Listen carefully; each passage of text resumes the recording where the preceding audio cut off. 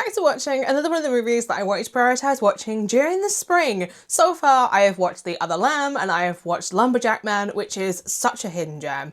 And now, I'm onto the A24 pick of the group. And I have a love-hate relationship with A24 movies, and that is, I tend to hate most of them, but occasionally there's one that I'm like, oh, I don't mind this one, so I'm hoping Lamb might be at least a, oh, I quite like this one, rather than a, geez, it's the most A24 thing that I've ever seen kind of movie. But if you don't know anything about Lamb from 2021, let me quickly fill you in. Lamb from 2021 is a fantasy horror.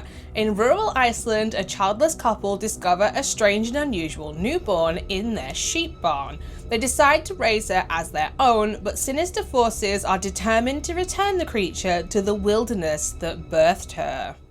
If you're new here, I go by Hordes, and if you're not new, welcome back. I talk about horror movies here on my channel on Mondays and Fridays, but as always, when it comes to watching movies that I have never seen before, I'm now going to go and watch Lamb off camera, so that way if you too want to watch the horror movie starring an adorable lamb in a cable knit sweater, nothing will be spoilt for you, because nobody wants to watch a movie that you've just watched somebody else watch from start to finish, and I keep it spoiler free here on my channel, because nobody, and I mean nobody, likes spoilers. I don't understand, bitch. I don't understand. Yeah, I kind of knew immediately from the first 10 minutes that this one was not going to be a movie for me.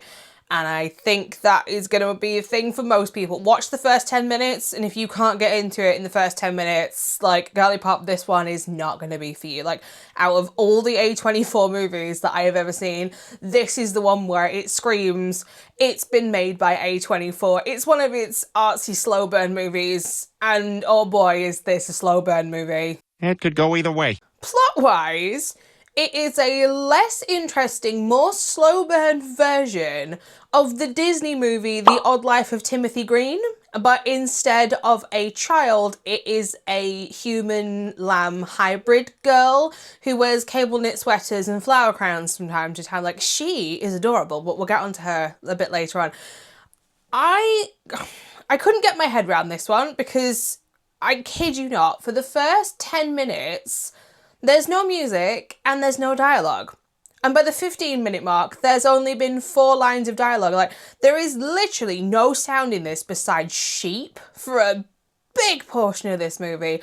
And I have come to discover, so thank you, Lamb, for this one, I really like music and dialogue in movies, and if it's not there and it's glaringly obvious that it's not there, my brain is going to wander and it's going to try and come up with other things that I could be doing instead of watching the movie. Which is exactly what happened with this one. Can somebody please explain to me how this is supposed to be a horror movie? I saw 2 people describe this on Letterboxd in the most perfect ways. The first person said that this is only, like, this movie will only work for you if you find the concept either intriguing or scary, and as someone who found it neither and found it really boring, it was obviously not going to work for me. And somebody else described it as the Cottagecore version of Eraserhead by David Lynch, which is the most accurate way that I can describe this movie, and congratulations to that person because you've done my entire job for me by just describing it that way. Like, I don't like David Lynch movies. I'm very open about this on my channel. David Lynch surrealism does absolutely nothing for me, but this movie really is Cottagecore version of Eraserhead, but I'd rather watch this over Eraserhead if I was given the choice again. It also reminds me an awful lot of movies by Yorgos, I'll insert his name, he's the Greek director. He's made movies, a lot of them star Emma Stone. I think it was Broken Things, Pretty Things. That movie was the last one that he did. I can't stand his movies either. They're far too weird and surreal to me. It reminds me very much of a movie that would have him attached to it. So basically, if you don't like that man's movies and you don't like David Lynch surrealism, you're not going to like this one. So this one, like I said, immediately within the first 10 minutes knew wasn't going to be for me. Scooby-Doo, take note. I could have done without the creepy brother-in-law just randomly turning up to just make sexual advances at his brother's wife, and for her to lock him in a shed and then put him on a bus the next, like, what was the point of him being there? Like, he was just creepy and weird and didn't like Ada, Ada, I'm sure it's pronounced differently in Iceland, but it's pronounced Ada here in the UK. But I could have done without him just being like, why was he there? Like, his plot was just sort of, here's another person, because we need another person, because these two people, all they do is don't talk to each other, go on with their daily lives, and then occasionally they'll talk about sheep. Like, that's the plot of this movie. Like, the ending of this is also so open to interpretation. Like, my point of view on it is, like, you don't mess with Mother Nature and you don't try and interfere and meddle in things that you know absolutely nothing about. But it could also be a rather strange allegory of what happens when you adopt a child and its biological parents are still very much alive and want their child back.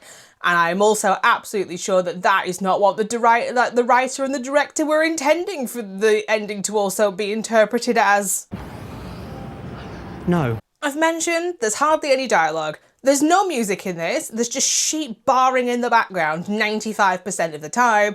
Like, I could write all of the dialogue on this movie onto one piece of paper, and I don't think I'd need both sides to it. Like, that's how infrequently these two people actually talk to each other. Like, I need music, I need dialogue, I need something to actually keep me engaged, because Act 1 of this movie is so painfully slow. Like, I would have given up on this one if I wasn't actually reviewing it. I've said that a couple of times recently. Like, I think the last time I felt this way was when I was watching possibly The Other Lamb, and there's a lot of comparison that I could make between these two movies in terms of style over substance movies, but if I wasn't reviewing this one, I would have turned it off. Let's talk about Ada, however you want to pronounce her name, our little sheep hybrid girl, because she is adorable. And I'm sorry to say to the human actors in this, you were never going to be my favourite thing when you've literally given me a sheep in a cable knit sweater in a flower crown, because, again, she's the most adorable thing in this entire movie. I don't want to know how they actually made this illusion, because I know it's going to be CGI, but I just have visions of a child actor walking around Iceland with one of those green screen hoods on. Like, you could replace this thing's head with anything and it would suddenly be way more terrifying than cute little sheep. We'll call him Sean, eh? The acting in this is fairly decent, and I'm not going to say anything bad about it because it's one of the best things in the entire movie, but the best actor is the sheep in this, because sheep naturally look like judgmental assholes, and that is the entire role that they have in this movie. Like, if you've ever seen a sheep, like, look at their eyes with their weird rectangular pupils, they are instantly creepy, and no one can tell me different, because sheep are creepy, and I stand by it.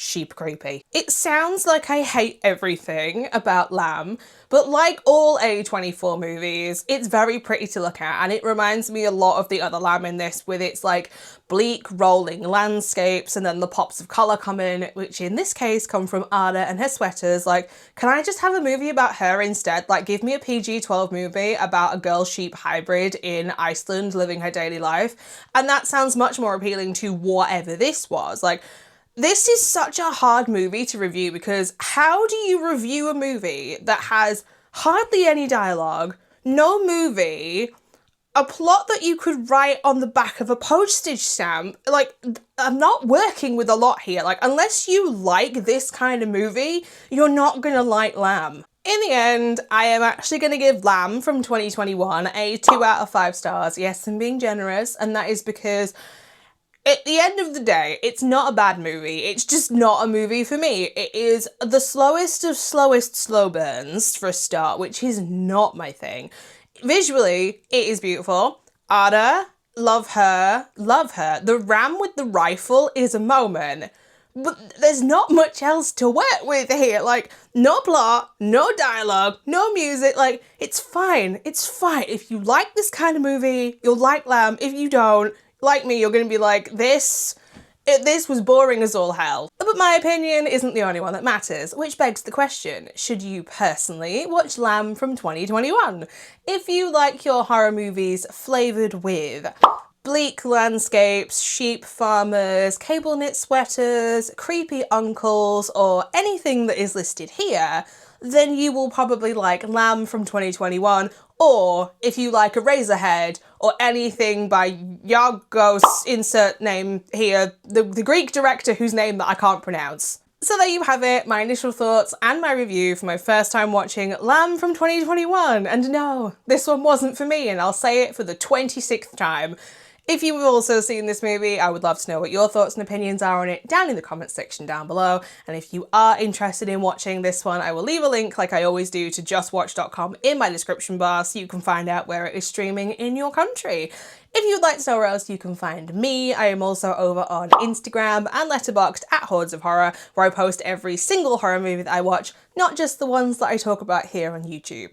But speaking of YouTube, I'll be back on Friday with another solo movie review, and I've had enough of modern horror for a minute, so we're going all the way back to the 90s because I need a bit of trash. And we're watching Rumpelstiltskin from 1995 because this guy kind of looks creepy and cool simultaneously, and I have no idea what his movie's about, so we're gonna find out. So until next time, bye.